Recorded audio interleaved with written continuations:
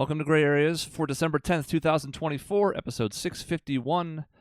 And we are continuing with our December of pre-recording. Specifically, we're going through our best characters ever revamp.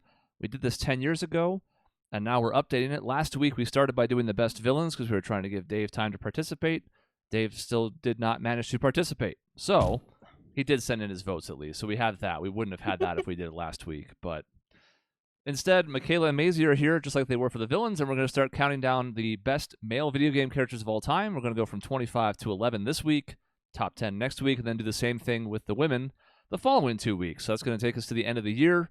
And as we've talked about, the first 2 weeks of next year are our best of 2024 that we always look forward to. So it's a busy set of episodes coming up.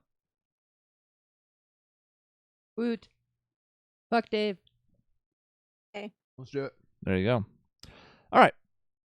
This is different from last week in the sense that we now have all the data from 10 years ago. So we have a top 25 that we did, and I'll try to remember to link it in the description, but Lord knows with the holidays coming up, I probably will forget. But you can find it on our site just by searching for best characters ever. And we'll talk about some of the changes to them.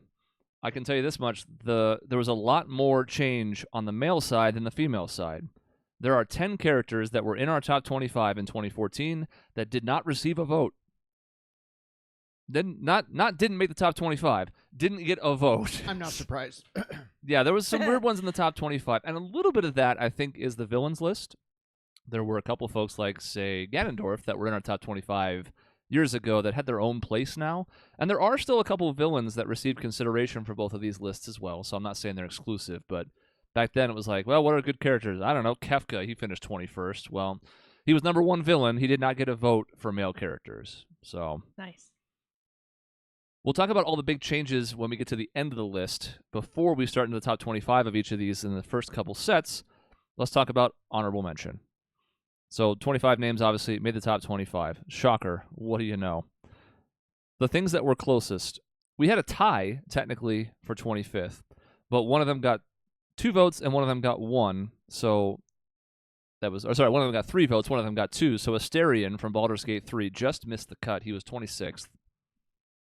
I don't think a single person on this panel voted for him. So, Nope. Sorry, Asterion. Who was that one again? He was is that the vampire? smarmy vampire white hair guy. Yeah. And that's all we're going to say about him. Yep. Damn. Doom Guy from Doom got 2 votes, including a first, but it was on a scaled list, so it was not the full 100, so they didn't make the cut. A number 1? Yep. I don't want to drag anyone. We've just started, but Doom Guy, does he have a line of dialogue? Did Sorry, Lincoln number 2. join into this? Number Yeah. 2. And All that's right. Peter, so you're going to have to take Peter. it Oh up with him. no! Peter. I was afraid it was Peter. Peter. Peter. We're gonna have a talking have a on talk Wednesday, later. Peter. Oh god. A lot of other characters got multiple votes but did not make the cut, including like the next 5 in a row here. Morden Solus from Mass Effect was in our top 25 last time. He was number 11, but he's 28th. He got 3 votes this time, but not enough to make the cut. You guys fucked up. We could have played the song if he was in the top 25. Who is this panel? 29 is Arbiter from Halo. He got the most votes of anybody who did not make the top 25 with 4. But yeah, Did I vote for him? You did, but Okay. just like super low. I think everybody. Well, and that makes sense if you got a lot of votes. Just low, but on the Oh. list, yeah. I He think was, like- Dave had him the highest, and that was just barely in the top 10. So it just didn't make enough points. I mean, still, it's a good showing. It takes a lot of points to get near the top of this, but not good enough. Corvo Atano was 29th, Aw, or 30th, sorry. A couple of votes. our dog. Just kidding. Frog from Chrono Trigger got 3 votes, finished 31st. But he was 101st last Aw. time, so it's a big glow up for him. Oh wow, nice. Same with Arbiter. Arbiter was 78th last time, moved to 29th. So in another 10 years, maybe he'll be a top 25. That's exactly what I thought when I put it in. Yeah, like he's on his way, the upward trajectory. Nathan Drake got a couple of votes. I know Sean and I have talked about him where it's like you can argue that he's a big name in the industry, but I just don't feel anything about him as a character whatsoever. Yeah, and I think the like dichotomy in his games where they're violent and there's a lot of like death and shooting, but he always just has a one-liner. It just is jarring for me, and I don't like it. Sorry. Great voice actor. Good performance. Yeah. Don't like the character. I'm glad he got votes. I wasn't going to do it myself. Yeah. Sonic the Hedgehog got 3 votes. He was honorable mention 10 years ago, so moving up to 33. Pretty good showing. You can argue he's got a lot more character than Mario, who, spoiler alert, is somewhere in our top 25. But he also doesn't have quite the iconicism that Mario has, so there's that working against him. Beyond that, only a handful of the people got like multiple votes. There were 3 votes for Adam Jensen from Deus Ex, including me and Sean, but both of us didn't have him very high. I had to give him a shout out though. Do sex. I had to. Deus Ex. I had to. And for the moment in the one game where you're supposed to choose between which people to save and you can save them both, I was like, man, Adam's a fucking badass. He's grown so much. I just like that you can like levitate a refrigerator. Right. That's, yeah. That What was- a man. I can't do that. That was my favorite. There were 3 votes for CJ from San Andreas. I was one of them, but he was my number 25, so didn't help much. He was 46th. And then some folks near the bottom. Technically, Ezio from Assassin's Creed got 3 votes, the lowest point total of anybody who did. He finished 53rd because there were some really low numbers in there, but he did get 3 votes. I think in the years, like everybody getting sick of Assassin's Creed has not helped him. Probably not. Because I think his character is interesting. Yeah. And he was also on my list. He was 23. But again, that's just not enough points to do anything. Mm-hmm. And that's essentially it. A couple other folks got multiple votes, but some of them are so far down it's not worth mentioning. Like, okay, Sam Fisher got 2 votes. One of them was yours, Sean, but yours was like 21st, and he got another 21st. So somehow that just Wow. didn't do the trick. Yeah. So Yeah. we had in total had 112 different characters receive votes, but it's time to go into the top 25 and see where we landed as far as the people who were officially on the list. Starting with number 25, who I mentioned was in a tie, but had 1 more vote and thus made it in the official spot. Atreus from God of War. Sorry. It's so exciting. He's the fucking Now, best. this was a high pick from Maisie. I think top 5. Or at least top 10. I Yeah. don't freaking remember. Well, yeah, why don't you lead it? Tell us why Atreus is cool. Fuck. God damn it. No, so oh my god, like so I struggle and with brats with like, you know, cuz they always start with like they're just a piece of fucking shit, but then they have like such a cool arc like Zidane in Final Fantasy 9, but I don't know why I can't give him a break. Atreus has a very similar kind of arc where he's just a little brat in God of War 3 and 4. 4. I'm Yeah. sorry. He is now born in 3. I'm sorry. In 4. But even in 4, he has such growth because he like learns he's a god and becomes like such a piece of shit, and then he gets kind of his ass kicked. And then in Ragnarok, he has like a fucking like Yeah, like if you look at his whole journey, like from even just the growth in God of War 1 alone would have been, I think, Yeah. 4 would have been worth being on the list. But then to take that into Ragnarok, where he really like finds his own path kind of apart from his dad, yeah. and his own mission and his own way of doing things and all the interactions with Odin and everything else. Yeah, I think he's a really great character with only like 2 games to show it, but I think that shows you what an impact he made. Thank you, Sean. There you go. That's what I meant to say. Yeah, you did. It's so rare to have like a kid character in video games who's like written well, you know, the same care and attention with all the other cast. And I also really like his voice actor for him. He does a brilliant job. So he's great. He's very endearing. Yeah. Maisie had him 4th. Oh, But- 4. There was another top 10 vote in the list. I don't remember who all these columns are off the top of my head. If I sat here and stared at it, I'd figure it out. But so just enough. I mean, again, we know that a first place vote for anybody doing a full ballot and all that jazz is 100 points. So just enough to sneak into the top 25. And then number 24, as I'm mentioning that, is tricky because it's Peter's number 1 in a game that none of us have played, Whoa. which is Arthas from Warcraft. You know, he showed up on. I won't drag this pick because I actually did see him on a list for top characters. I think he was actually number 24 on that list as well, which is funny.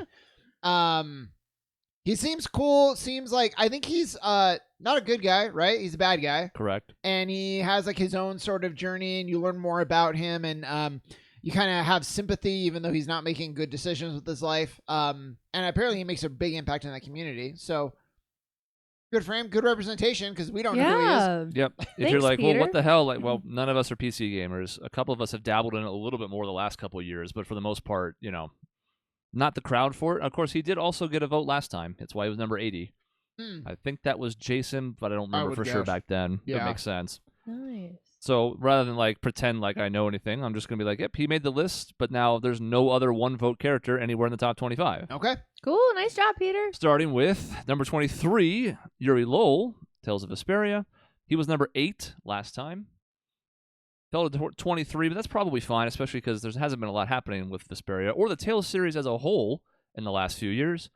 In particular, this is high on my list. I believe he was like 6th.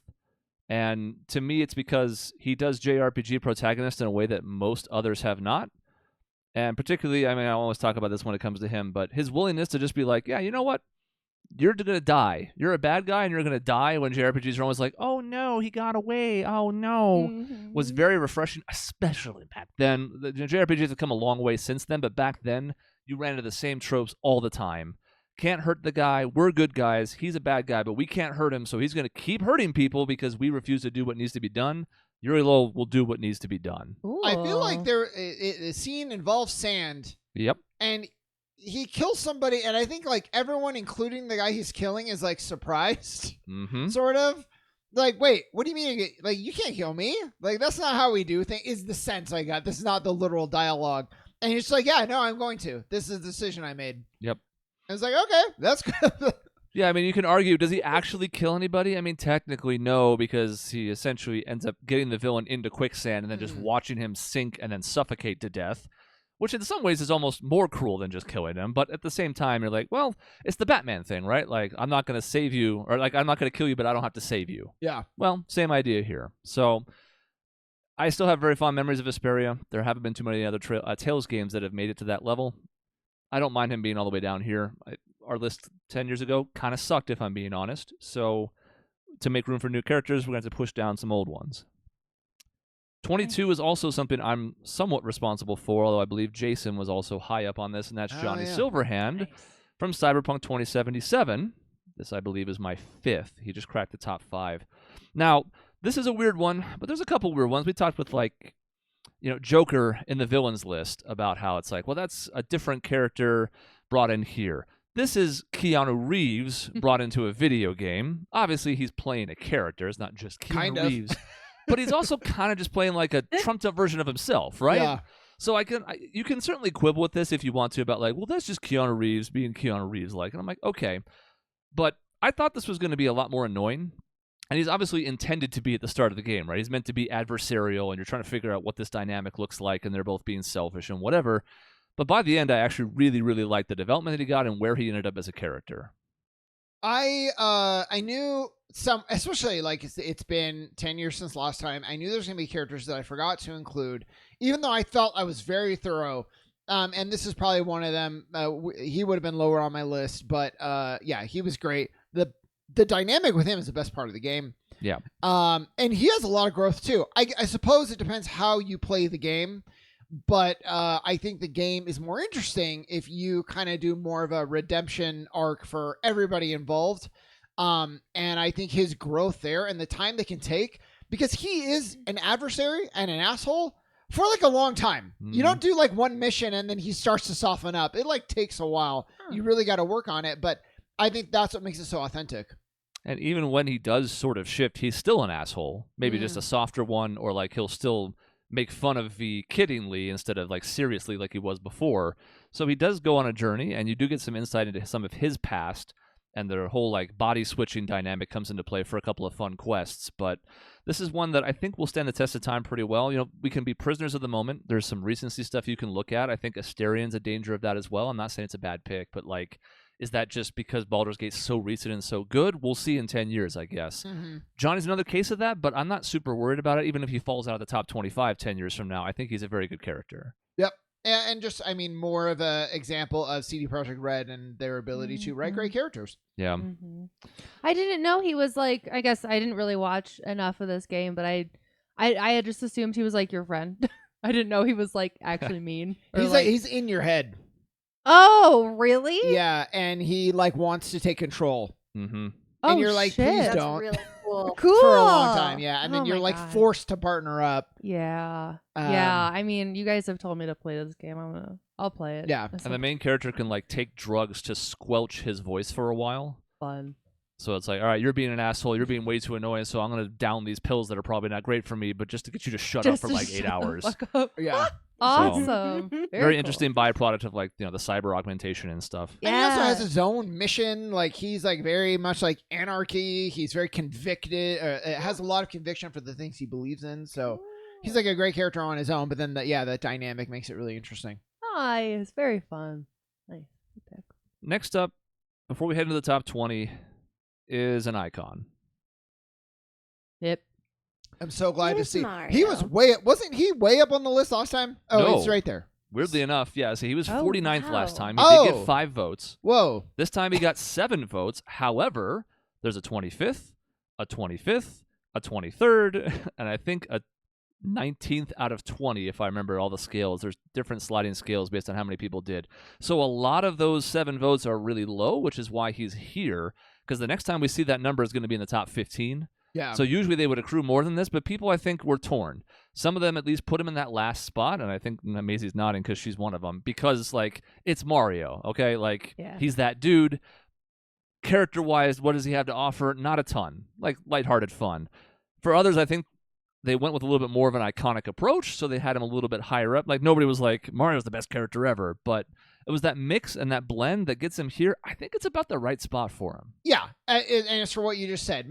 I talked about this already. My dad can name 3 video game characters. Luigi was his number 1, actually, which is strange. And then Mario, and then Pokemon. The great character known as Pokemon. But I mean, and then he doesn't know anything else about games, period. So, like, Mario has infiltrated, like, every part of culture across the world. I think his like silhouette is like extremely recognizable. Even there was that like study done. Everybody knows the guy. He's responsible for some of the best moments in gaming ever. Like his character is very meaningful, even if there's not like a journey or any sort of character development. I think there's something to be said for him being reliable. You know, yes, we like characters that undergo growth and have a journey and end up in a different place, and that's usually the better approach. But like, maybe I don't want to worry about that when I'm playing a Mario game. Maybe I just Yeah. want Mario to be kind of like, well, he's a good guy, and he likes Italian food, and he jumps, and he has a hat. He's great at sports. Yep, Good at Jump driving. rope. very versatile. Yeah. Surprisingly adept at Olympic games. Like you'd think Sonic would outrun him, but no. Mhm. So, you know, in general, like, is he the fanciest character? No. Would I have wanted him in the top 10, even if he is iconic? Not really, because I think our approach is usually the more story-driven one. Yep. But I think him not being in our top 25 last time with some of the names that were probably was a mistake. Yeah. We had room for him, and we didn't make it. Now we had less room, but I think we made the right choice. I mean, even Michaela plays Mario games, and Michaela barely plays any games. Aw. It's true, but I will make time for Mario. Look at that smile. 'Cause You he's had so me good. with the smile. Number 20 is Leon Kennedy from Resident Evil. Yes, sir. Yeah. I mean, so kind of the same thing of Mario, where like, so Mario's just an icon. Leon's just a cool guy for the most part. Like his journey, especially, I think most people are going to know him from 4. Although the remake of 2 kind of brought him back into the limelight a little bit, especially when he's at a much more vulnerable place. It's probably why he made this list in our top 20, jumping up from 43. But I mean, he's just awesome. And I think sometimes that matters too. I think if Dante's anywhere on the list, I doubt he is. But when I was doing research for this, a lot of people had Dante. Why? He has no growth. He's just a cool dude. And sometimes that matters. I love that he's on the list. He's I'm so headlining some of the happy. best games I've ever played. Mm-hmm. Yeah, Leon's wonderful, and I do like in the remake that for 4 that they did tone down the kind of quippy one-liners a little bit. It's still very much there, but it's almost like presented as more of just like a coping mechanism for all the insanity happening. Absolutely, So I really like that layer a lot. It's so nice. You could argue that, is he like substantially better than Chris Redfield? I'd say he's better, to be clear. But like, it's him and Chris, Yes. right? And Jill, but obviously she's not going to be on this list. We'll get to her later. So like, it's those two, and yet he got 5 votes, and I think is deserving to be in the top 25, and Chris got nothing. And I think it's just because Chris is almost too straight-laced. Like, he's dependable, but he's just kind of like the soldier guy. Leon, at least because he's trying to be cool and succeeding a lot, has more of a personality, and that's what separates the two. Because again, Chris got no votes, and I'm kind of okay with that. Yeah, and I think you actually get to see Leon's journey because he's the rookie cop, and then the next time you see him, he is special agent fucking badass. Yeah. And That's exactly what I was thinking. Yeah. And like 2, is it? Where, he was like, first day on the job and fucking shit hits the fan. Yeah. And then, and then into 4, he's so fucking cool. So, yeah, I love him. And you know, the willingness, everybody likes to deride Ashley in that game, although she's much better in the remake. So much better But in like, the remake. I actually think she's important for his character because of like the lengths he's willing to go. You end up getting to see a lot more of his range because of her presence than if he was just like on a mission to beat whoever the bad guy is in 4. So I think that's valuable. Yeah. That's true. I love that layer of him protecting her, and it and the fact that the remake makes me care so much about her and him. Like, I'm devastated whenever I accidentally die and I get him skewered by a saw. I'm like, I'm so sorry. Yeah. Or when Ashley dies, you're like, fuck. You're not like, exactly. She's gone. Right. Which was not always the case in the original. Yeah. I didn't really root for Ashley's demise, but there were times where her annoyingness could be a little over the top. You'd be like, "All right, you know what? It's fine. I had to reload now. I can't go on in a world where the president's daughter is dead." But like, if I could, I'd be like, "Well, That's fine." And you know, the little bit, he is the only good part of 6, and that deserves a little bit of credit too. Yeah, so I guess that's fair. Yeah, because he's not dragged down by the rest of it in a way that some people are. Yep. All right. Next up is another, well, this is a returner because Leon was not in the top 25, even though he got votes. It's Orin from Final Fantasy X. He was 14th last time, dropped a little bit, but not enough to fall all the way out of the top 25. Well, because this must be Dave's top 5, certainly. Dave has him 1, 2, 3, 4, 5, 6, 7th. Oh, I just missed it. Okay. And I also had him decently high. He's like middle of the pack for me. And he had another, 7th place as well amongst those 4 votes. So no one had him like super high or top 5 or got a lot of points from any one person. It was just pretty decent ones from the group. I mean, look, not much has changed since 10 years ago because it's another game that's been out for a while. But I don't know. In time, I think I look back on this almost more fondly because, like, Orin is actually old. And again, we talk about JRPG tropes. If you're over the age of 20... and you think I'm exaggerating, there's a character who's 23 in Trails Through Daybreak that we're playing right now, and they all call him old. Oh my god. So if you're like not a teenager, you're ancient. Nobody really dares to call Orin old, probably because he's a badass and he'd fuck him up if they did, but also because they actually respect him. And again, in 2001, when 10 comes out, nobody respects anybody. Everybody's called old if you're over the age of 20. So we could talk about the character. He has the father figure that Titus never has, about his own scars from his past with Unalesca and some other stuff. Like, there's plenty of stuff to go on. But to me, I think I just appreciate the fact that he sticks out at a time when other characters like him never stuck out. Do you think he would be 19 if it wasn't for, like, the twist? Like, if you knew he was dead the whole game and it wasn't that big, like, reveal at the end, which is very cool? Or do you think he's such a strong character it doesn't matter? I think the twist helps. I think think the twist so is too. what puts him here. I think he's like 30s, if not, because you're like, oh, he's just a cool guy. But it's like, no, he's a cool guy with damage, and now it also has to it plays a part in Titus's approach and how he has to go forward because he's not technically of this world either, and all this other stuff. And it connects him to one of the best moments of the game, and most memorable. So, there's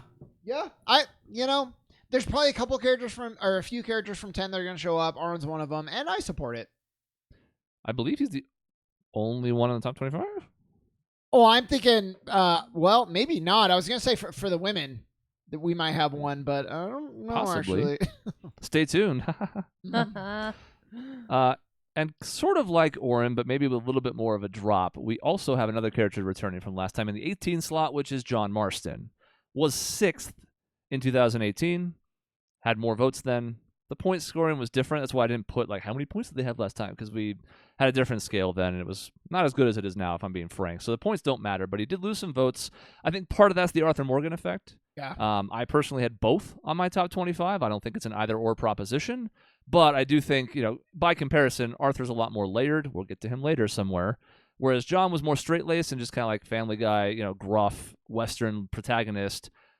But I do think he also had some chances to get fleshed out in 2, and so that's why I don't mind him still being on the list somewhere. Oh, yeah. No, I think he's great, and I think even in the first one, just getting to see, you said he's simple, but, like, he just, like, knows what he wants, and he keeps getting caught, dragged into these other things. That's all of one. Is I just kind of want one thing, and people keep dragging him. You're going to do this job first. You're going to do that job, and then ultimately, well, thanks for helping, but we got to kill you. And I think that is a really impactful moment. Oh, you didn't know that? Yeah, no, the FBI. That's so sad. You open barn doors at the end, and a bunch of FBI agents are just standing there, and they gun you down. What? Yeah. That's so fucked. Yeah. After like I didn't know that. you complete your mission, and then you have like 5 missions of just like doing farm work. Mm-hmm. So you're like, it's in the past, but then they like come back and they're like, yeah, we got to kill you.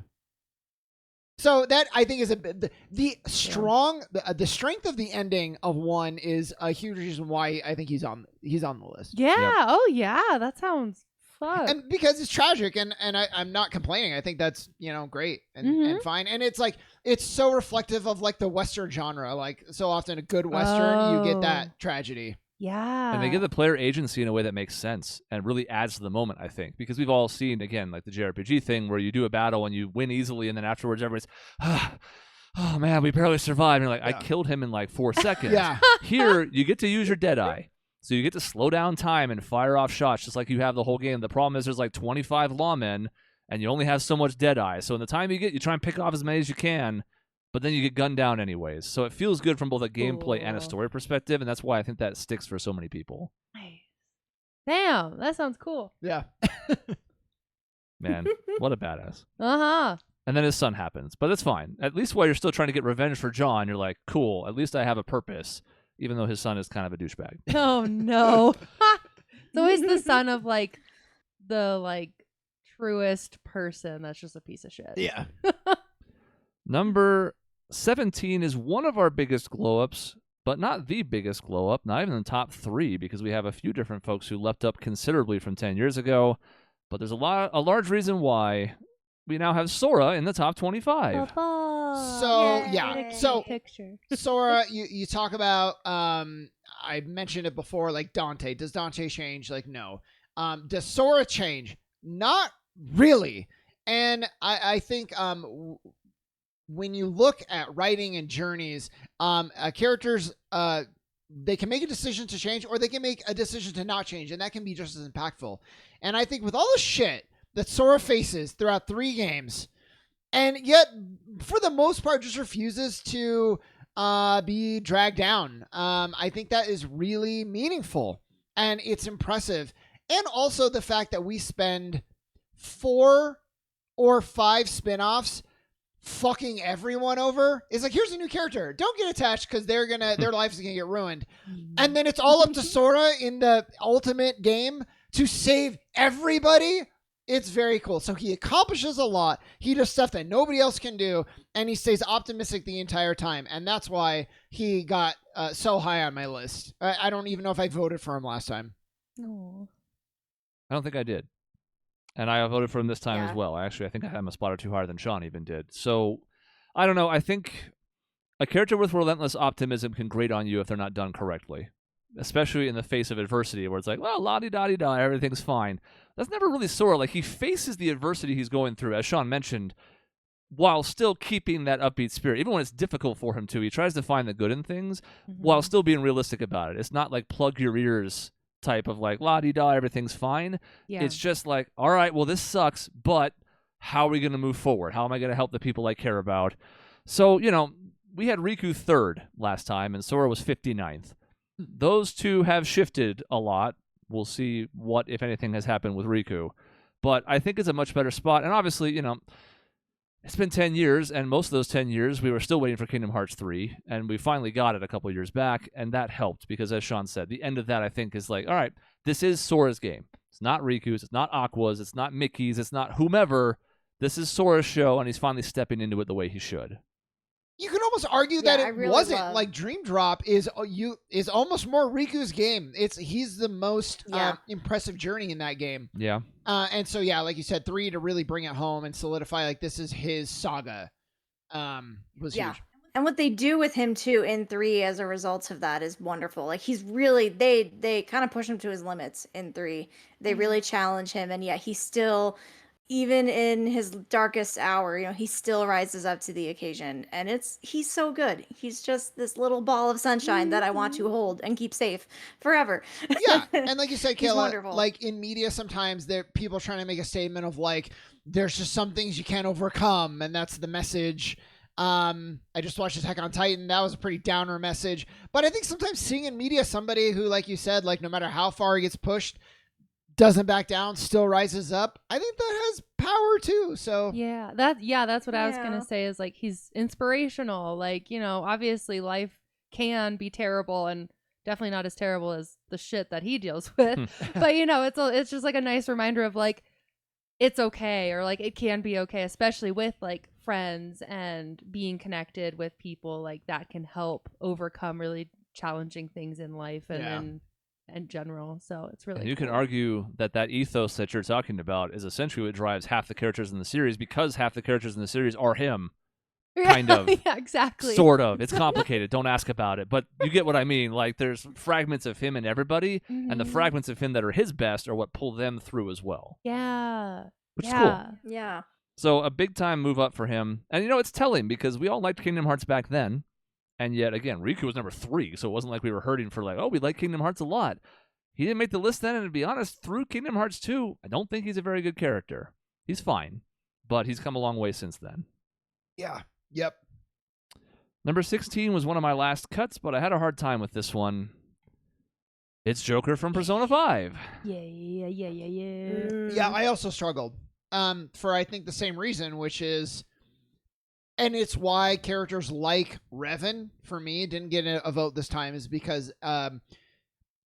there are some characters that are so self-insert that I don't feel like they're a character as much as just like me in the game making decisions. And Joker for me was almost an example of that. But I think there's enough of his journey. I think the style and the icon and being that person that so much of the cast plays off of, the social connections and your ability to affect those, it was just enough for him to still make my list. I couldn't put him on. I tried. He was one of my last ones off, just like V was from Cyberpunk on the female side, because that's the one I played, so that was the one I was attached to. V didn't get any votes either, and you can argue there's more personality there, a la Commander Shepard, than there are in a lot of self-insert ones. For Joker, the same problem was here, where it's like, okay, in the anime, he's got a lot more personality, which was very true for Yu Narukami from Persona 4 as well. But the anime doesn't really count for this purpose. Yeah, there can be some overlap, but in the game, a lot of times it's up to your decision-making. I have no qualms with this. This is here largely on the strength of it being Dave's number 2. Jesus Christ, Dave. But I That's think too high. like, we don't mind this. I think I would like it a little lower. If this was 21 to 25 range, I don't mind it making the top 25. I think 16 is a little high. But obviously, we all love Persona 5 here. We had it second in our best games ever list. So, like, I'm not mad about it, but I do think it's a little sus. Yeah, well, and to me, it's the debate between like a Commander Shepard and the Revan, where Shepard, you're always fighting for the most part to save the galaxy, and the same outcome. And Joker is the same way. Like, you're gonna get the same outcome of the game. Maybe you're a little bit meaner, maybe you're a little more aloof, but you're still driving everything. You can't be totally good or totally evil. Same with Tav from Baldur's Gate, which is just like it's too broad. It's characters whatever you want it to be. Joker's still pretty solidified. I can see hesitation, but I can also, I think it makes some sense. I think 16, like you said, is a little too high, but I don't mind him on the list. Yeah, that's what we had talked about. But yeah, like it's nice.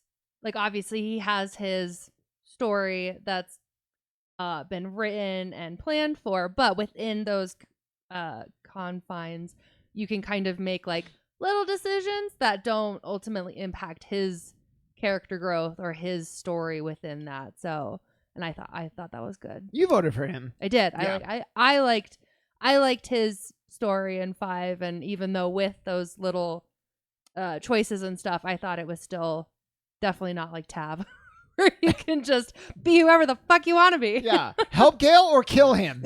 Yeah, kick the squirrel or talk to the squirrel. Yeah. Either way, keep going no matter what happens. Uh-huh. Exactly. Yeah, I mean, like the protagonists for 3 and 4 were both cool, but Joker takes cool to a whole other level. So I'm not upset about it. Yeah. Number 15 was one of those big glow-ups I mentioned. I mean, Sora jumped a lot of spots, but nothing like 3 of the characters that we have left. And this is one of them.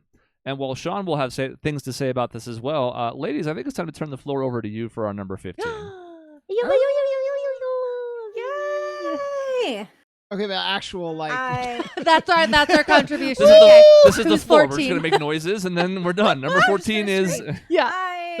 God, Vivi, I don't even know where to start with him. His story is just so good and so emotional. He really is like the heart of Final Fantasy IX. Yeah, thank you. Yeah, like he's just so good. He's so endearing. He's just so incredibly sweet and powerful. Even though he maybe doesn't really understand like what he is or how it all ties in, he just is trying his best. And I love his interactions with Zidane as like his older brother, teaching him about the world and how to live, even though he's kind of on a timer and he doesn't have a lot of time left. So there's just so much growth, and a huge theme of Final Fantasy IX is like existentialism, and Vivi just embodies that so well, of like, how do you live your life? What does that look like? And it's beautiful. It's so good. Yeah. Yeah. And, of course, I feel like my vote, because I only played all of Vivi's stuff and then I quit. I was like, now that Vivi's like not the main character anymore, this game sucks. So, yeah, like him learning about where he came from or like what he's supposed to be or whatever was like so depressing and so sad, and like I don't know, I just really connected with that. Him being this like hopeful, like, oh my gosh, the world is so cool, like I can learn everything, blah blah blah, and then him learning about his true nature or whatever, and him being sad and having that kind of existential crisis, but then coming out of it was like so impactful for me. Yeah, 15's too high. I don't know where the other 2 votes came from, but 2 of them are on the panel. The Fiolas are the reason why he's here, because both of them had him just outside the top 10. It's Nick's number 2 and Doug's number 8. Nice. That's Good too job, high. guys. That's too high. But Vivi's cool. So the best characters in Final Fantasy IX all kind of support this idea of going against the role that you're designed for. And with Vivi and Zidane, that's very literal. With like Garnet and Steiner, it's a little more like metaphorical. But he really embodies this this conflict. And yeah, it's very depressing. You feel for him a lot. He's just trying to live his life. But people keep telling him it means nothing. And, and then obviously his design is super, tapping into the classic Black Mage design, which is really cool. So yeah, should it be on the list? Probably. Is 15 too high? Absolutely. But I love 9, so I'm not going to complain too much. When we get a black dog, we're gonna name it Vivi. That's Okay. official. Yeah, that's. Hey. We were I gonna think name that's- Corvo Vivi, but it didn't fit. So anyway, Yeah. we can continue. And there are the dogs. They're the dogs. I think this dichotomy between 15 and 14 is funny. This is the next character that we see with 7 votes, which is tied for the most we've seen so far. There are those with more. But going from Vivi to our number 14, Master Chief, I think is just funny. That is really funny. Just So, complete opposite. Master Chief, I think was the poster boy for cardboard personality for a long time. And I don't even think that is fair. But he certainly gets more fleshed out the further games that you go. I think kind of starting in 3 and then especially in 4 and even in 5, even though he's like at times a secondary character and it gets very weird. But like you learn where he comes from, his history, his relationship with Cortana defines a lot of what makes him interesting. And then there is an iconic element to him as well. The face of one of the most successful shooters of all time. You know, I think he belongs. I think again, 14 is a little too high, but it's fine. It's fine. He's fine, even It's though fine. I vote him really high. I didn't vote him fine. really high. He was very low on my list. Like the Well, 20s, I think. Yep, Still. 21, I think, or 20. It was the 20, same I idea of think. Mario. Like, well, I got to put him on the list somewhere. And Yeah. I do appreciate him in like 4. But anyways.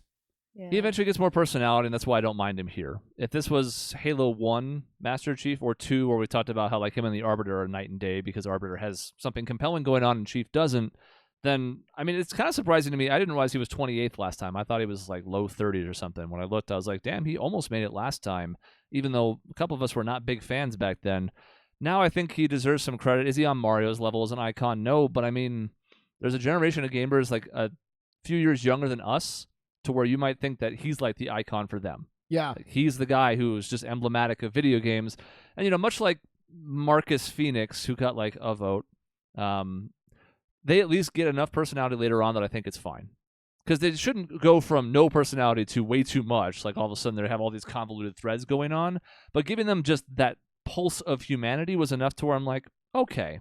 Would I want him any higher than this? Absolutely not. But I think this is fine for him just because of what he represents to the industry. Yeah, and I think there's a lot of smart writing around him. The fact that they thought to make him a demon to the Covenant is really funny. And it kind of like, it's like a legend based on his character. And like that's cool. And then, like we said, he actually has his own growth later on. So, you know, I'm fine with it. I don't feel like it's like a glaring mistake. Again, if he was like 3 spots lower, I wouldn't be upset. But given what he's done to this point, I think it's okay. So far, our list, I've really liked it, but I would have swapped some in the upper 20s for like some of these mid-teens ones. That's my only complaint. I agree. Now, maybe I'm biased because I voted for number 17, 18, 19, 21, 22, and 23, Right. and not some other ones in this range, but that I can recognize my own bias. We do start to jump up here as far as points. Like, we've been just sort of scaling up, like 3 to 5 or 6 separates each one of these. There's a bit of separation here as we go into the top 13. It happens again as we go into the top 10. So since we've already talked about him a decent amount, why don't we just introduce our number 13, Riku? Yay! Still my favorite character in this entire series. I mean, his arc has just been so good. And in the 10 years since we did this last time, we got Dream Drop, which, as Sean mentioned, is basically Riku's game. And it's brilliant. It kind of closes that chapter on his struggle with darkness that he's had since the first game. Like, the fact that we have a character who has a multi-game character arc and it's so well written and so meaningful is just so cool. Like, he's great. I love him so much. Yeah. He is my number 1. He's my number 2, I think. I ranked him very high. Number 2. And starting as the villain and then, you know, kind of growing, doing the whole bandana bad guy thing, but not actually the bad guy. And 2, I would almost argue Chain of Memories, at least in my memory, is more his game too. That's where I really loved him. Agreed. And then Dream Drop, and then the role he plays in Even Days. He shows up when Sora doesn't, you know, he's just so omniscient kind of throughout this series that ubiquitous with all of Kingdom Hearts, and you know, and then where he ends up in 3 almost kind of takes a sideline in 3, but his journey sort of was kind of complete. I think Dream Drop really, like, he becomes a master, the true master, even when Sora's not. And that really caps it. And if he shows up later in the series, he might not. And I think that it would be fine because his story got to come to a really awesome close. And I think his story, especially compared to Sora, right, where like Sora's especially character development is relatively the same, like we had just talked about.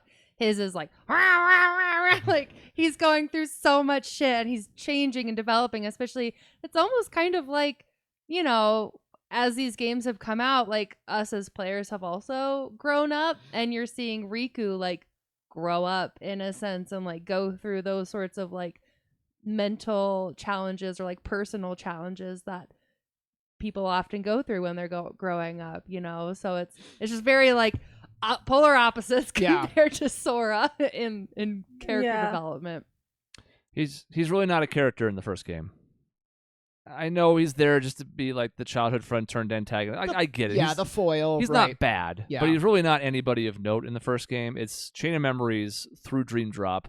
I think it's a little bit of a shame. I agree that his story really has essentially concluded, but because of Dream Drop being so focused on him, I think he's sidelined too much in 3. Yeah. So as I do with Kairi, I'm like, it's one thing for the other trios from the other side games and stuff to get that treatment, but like Riku and Kairi in 3, I think both get short shrift. At least for Riku, he's had a chance to have his arc fleshed out. Kairi can just fuck off, I guess.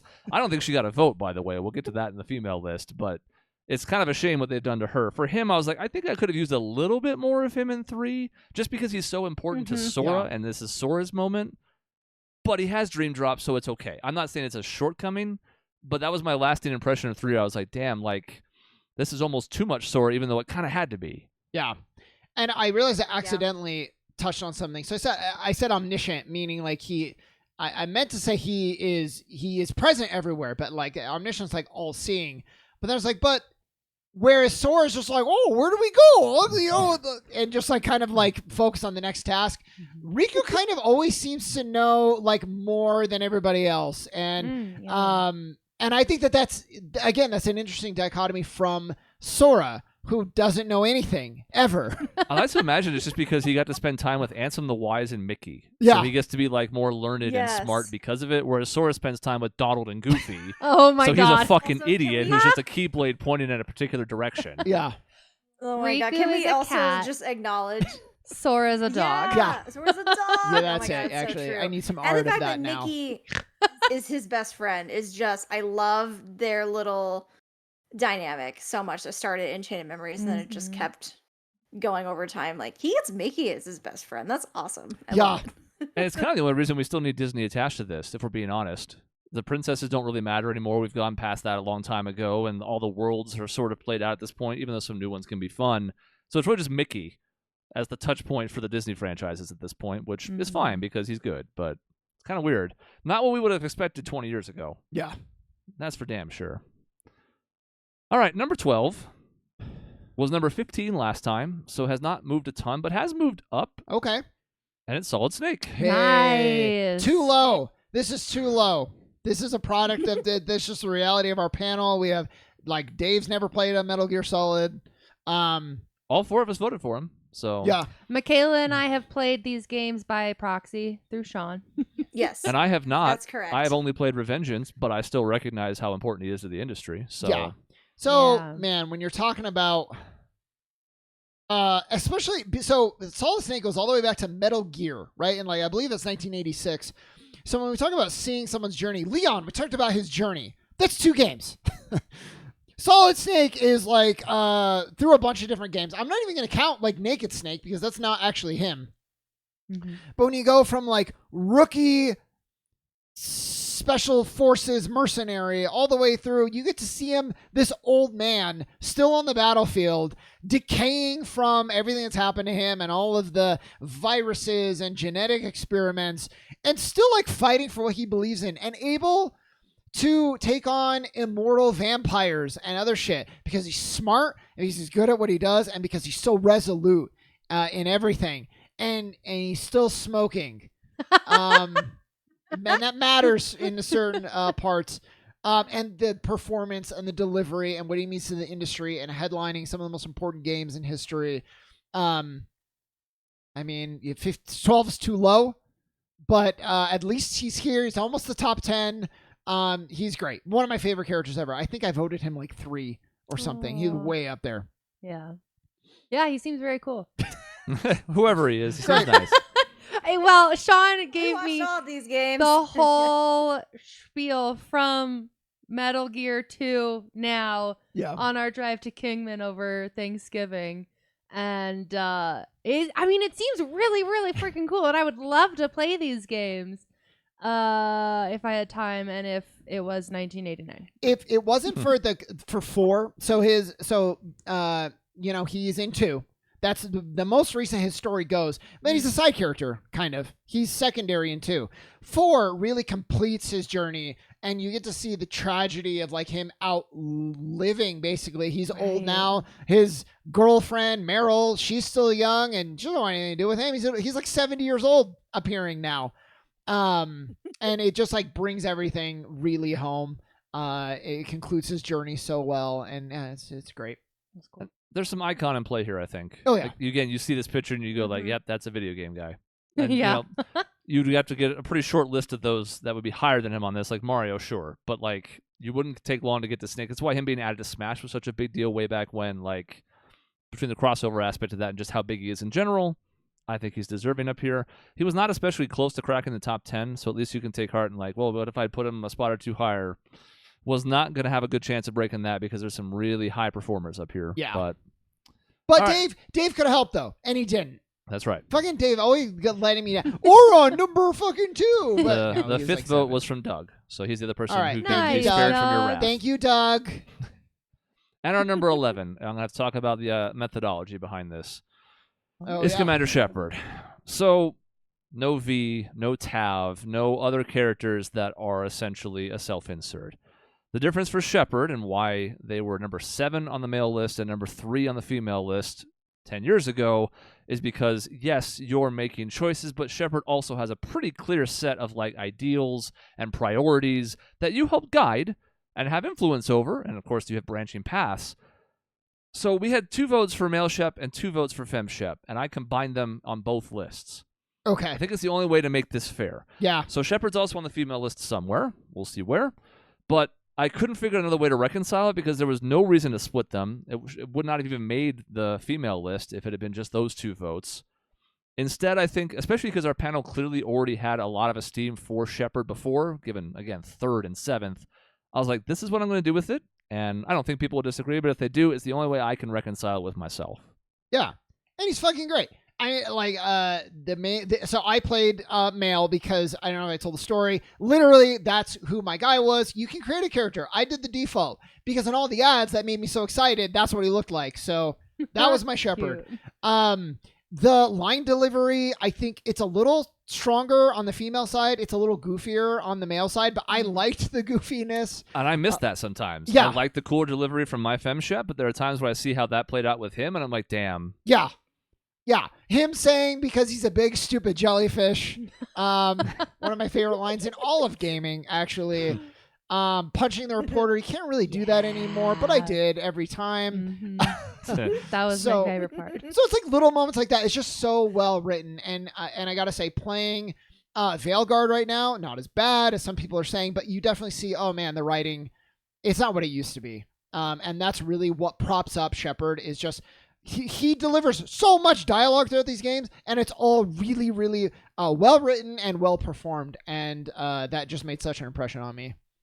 What works for me in this pick, and I mean, you and I both have high votes for Shepard. I think it's largely because with the other self-insert characters, they can get lost. You remember the choices you made and not so much what the character did. And yes, there are moments of that in Mass Effect, like punching the reporter. We all love that. It's one of our favorites.